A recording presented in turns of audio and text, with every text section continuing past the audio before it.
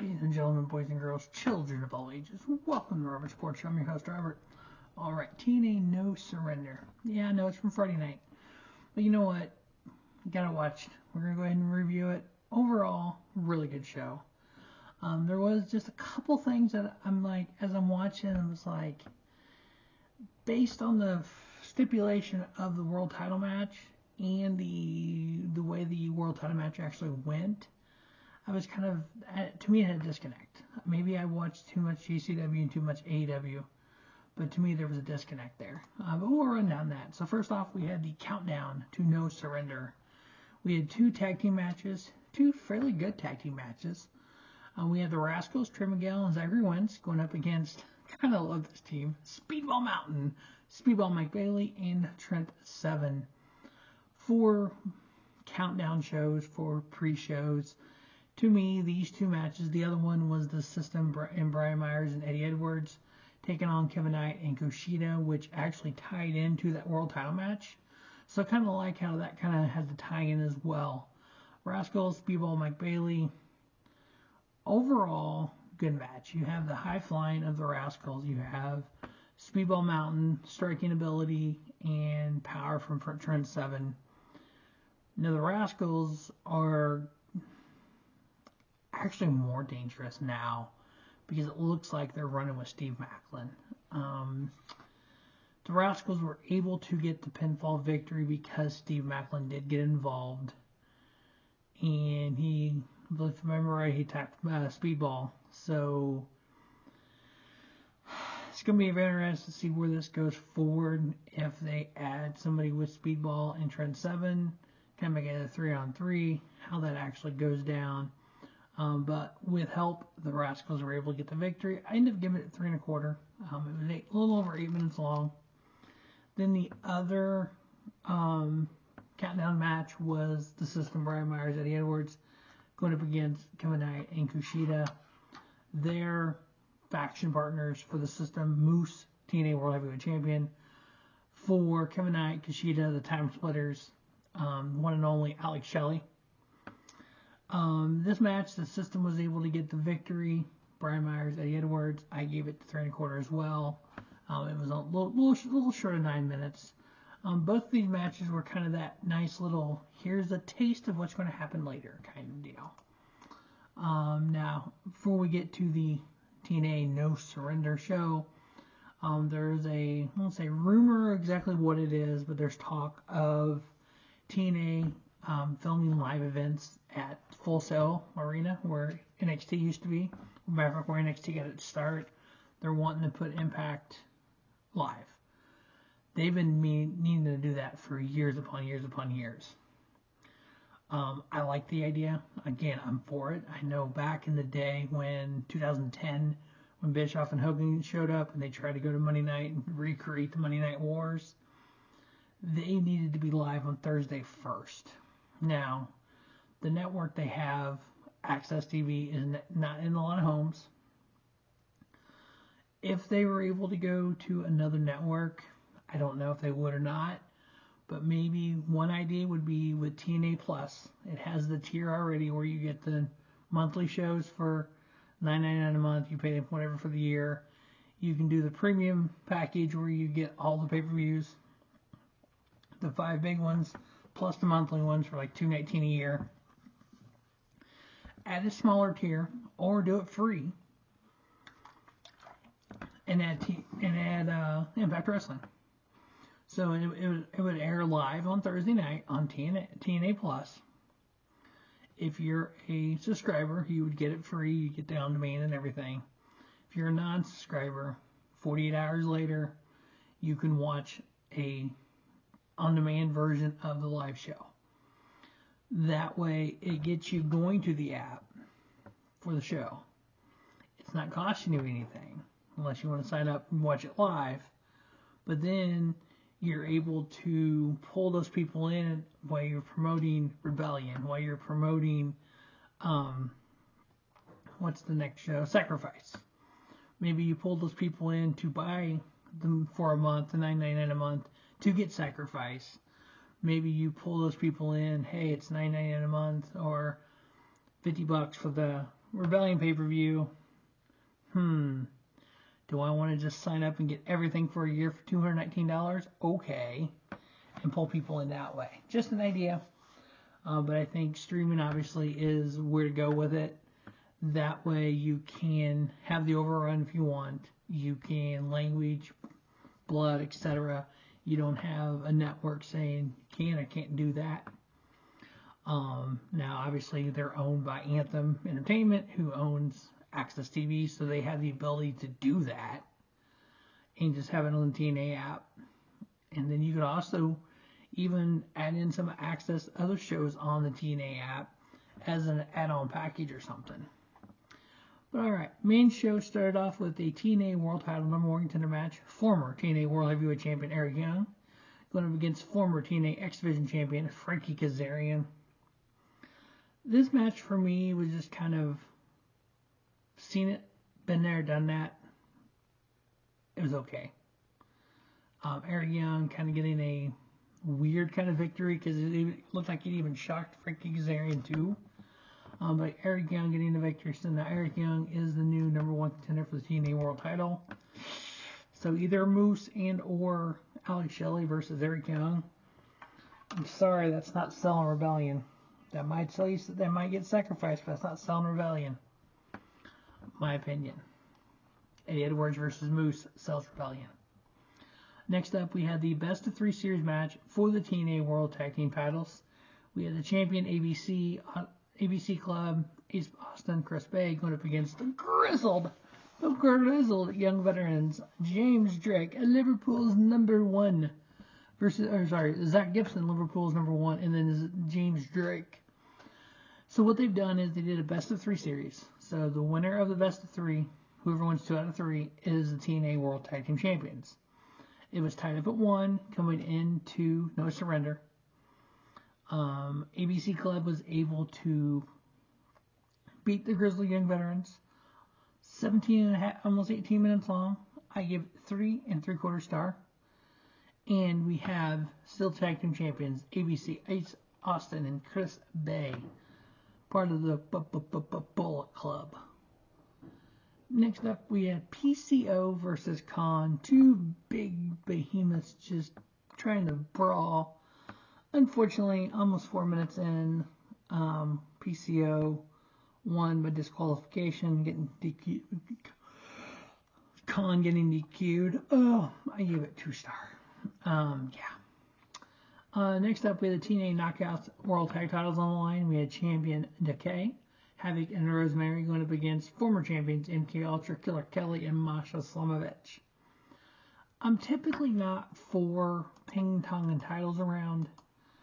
Rosemary and Decay returned at, what was the January show? January 13th. Why do I not know what that show was? Why don't I have it here?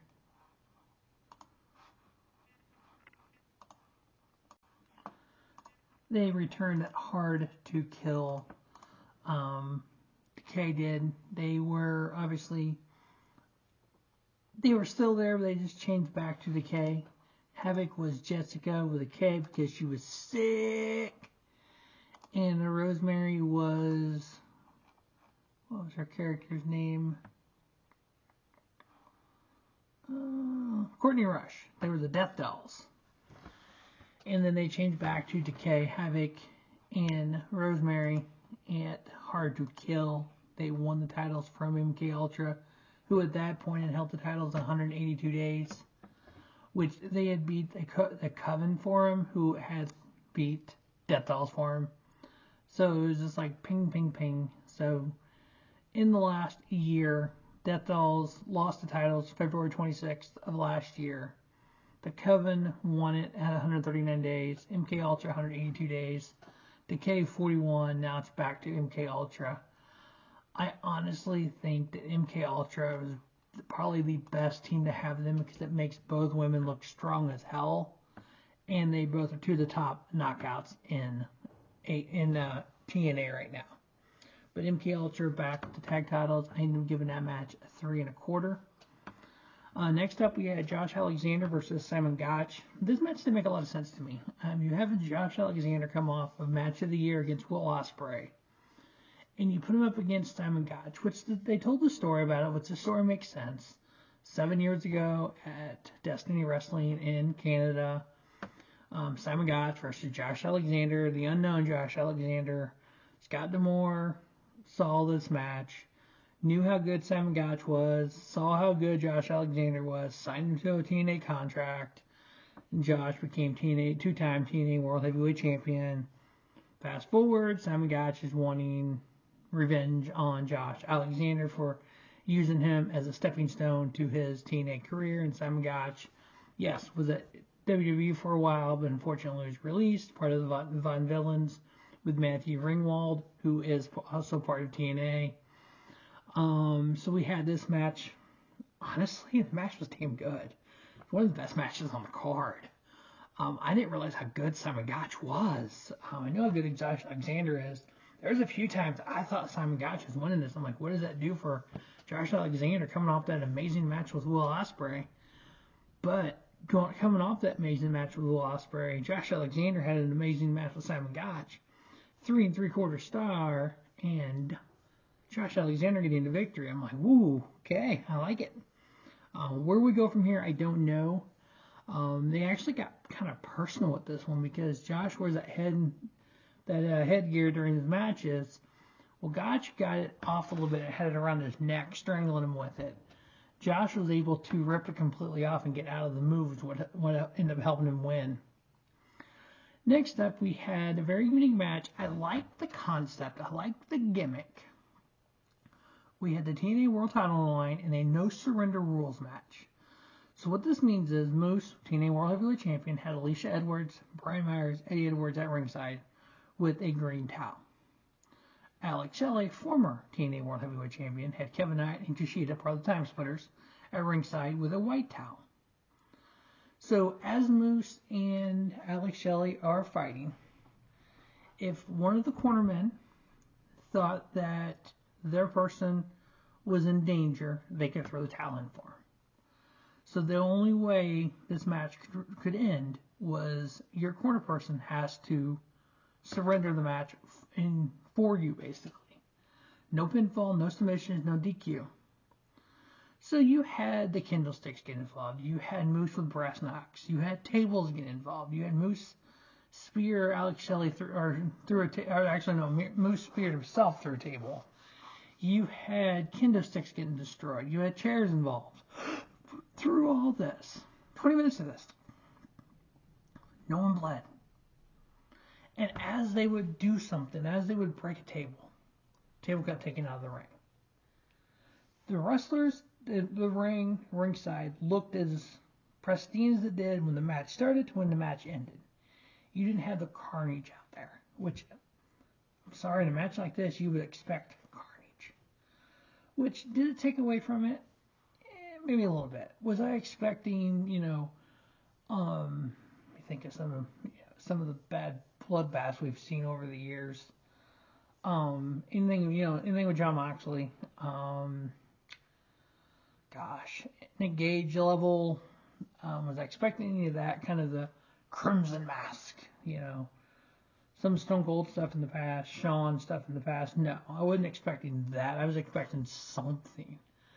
And I never got it. After 3 spears, I think it was 3 spears, where Moose speared Alex Shelley like 3 times, because she didn't end up throwing the towel in for Alex Shelley. Now, one of the part of the stipulation also was if one of the cornermen got involved and touched the other opponent, they surrendered the match, and then the other person wins. So, for example, if Eddie Edwards would have hit Alex Shelley, that means Eddie surrenders the match for Moose, and Alex Shelley would have been champion, and vice versa. If Kevin Knight and or KUSHIDA would have hit Moose, they would have surrendered the match, and Moose would have retained his title.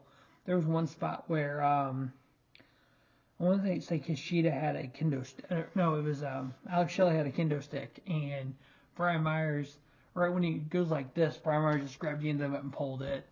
They did the same thing a couple times, like brass knucks a couple times. KUSHIDA got in the ring at one point, and was taking out Eddie Edwards. So it's like they kind of toyed with it. They never actually had somebody do it, like behind the ref's back or anything. I ended up giving it 3.5. Moose retaining his TNA World Heavyweight title. Again, I kind of like the gimmick idea. I just wasn't sure. It just didn't come off that way to me. Next up, we had the TNA Knockout title on the line. Champion Jordynne Grace versus the number one contender, Women's Ultimate X winner, the quintessential diva, Giselle Shaw. It was an okay match. Wasn't anything spectacular. Giselle Shaw, former Rev Pro Women's Champion. So she has held titles before, holding the Ultimate X, and as the lead up to this, attacking Jordynne Grace with it. But Jordynne Grace's power is just too much for this match, and they're still talking about how Jordynne Grace was at the Royal Rumble. Here we are a month later, and they're actually still talking about it, which is kind of cool. It helps TNA, but TNA's talking about it. You don't hear WWE talking about it, so it's kind of like, and they're kind of like, look what we did, kind of deal. But Jordynne Grace retaining her women's title. I ended up giving it 3-star. And then our main event, the World Tour of Mustafa Ali. In Mustafa We Trust, landed in TNA. He is just going everywhere in this world tour, and he's collecting belts on his way, so he had a chance at the TNA X Division title here, going up against 9-time TNA X Division champion and current champion Chris Sabin, Motor City Machine Gun all the way. Overall, fantastic match. Mustafa Ali adding gold to the world tour. I ended up having this as match of the night. I ended up giving this match 4-star. Excellent match. Chris Sabin is one of the best in the world. So is Mustafa Ali. If you actually go to Cage Match and look at Mustafa Ali, you can follow his world tour throughout the United States and Europe, I believe. I think he is going up over to Europe for a few things. Can't remember. I'm actually going to check out some of the other shows that he's been with. So he's been with Prestige out in Seattle. He's been with TNA, obviously. Rev Pro, yeah. He had a match against Robbie X at High Stakes. He's wrestled in Dreamwave. He's wrestled in Defy, Progress.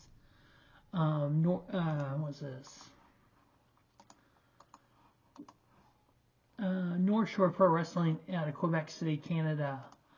On this world tour of his. So yeah, it's been pretty happy to see where he's gone and some of the matches he's had and the gold he's collecting.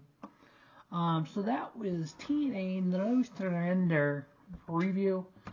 See you at Robert Sports Show, and tomorrow we'll have GCW's Touch the Sky and Violence and Suffering's Arrival. Happened Friday night in New York City at the Elks Lodge. Looks like the main event of that show is Eris and Leo Rush, and then the sub-main was Marie Akira. Definitely Sammy Callahan's on that card. Andrew Everett and Dante Leon.